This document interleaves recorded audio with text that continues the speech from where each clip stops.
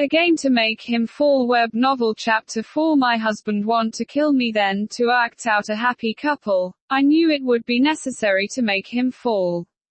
A game to make him fall.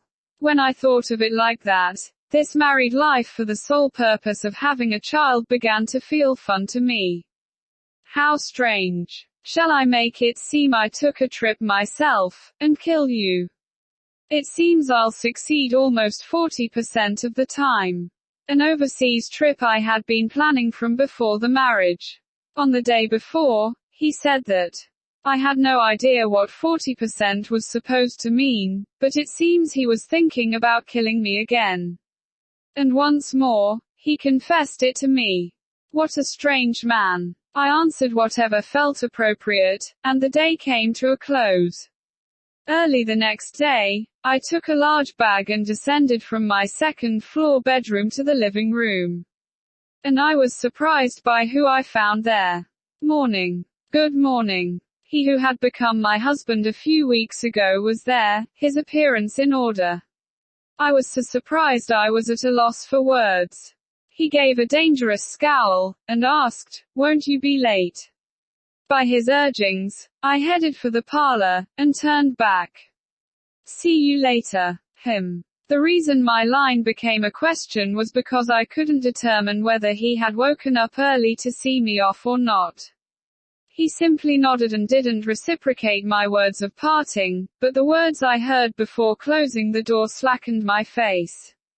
Take care. A game to make him fall. Web novel chapter 5. I gradually grew used to being alone. That was all it was. But it was an important thing to me. From before I gained awareness, I didn't have a mother. Even when she had married into a house like mine, she had died promptly after having me, so my family was my father alone. That man of work, my father, rarely returned home, and the times we ate breakfast or dinner together were few enough to count. But even so, to the time I rose to high school, I was all right with that.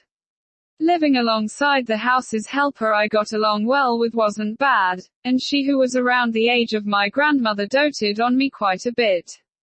It was a relation built on the money invested into her employment contract, but at that age, I didn't feel too strongly about that, and I depended on the fatherless family given to me. In the spring of my first high school year, she passed away. Father said he would hire another helper around the house, but I declined. Because to me, she was family and a position that could never be replaced. But even so, Father went and hired one.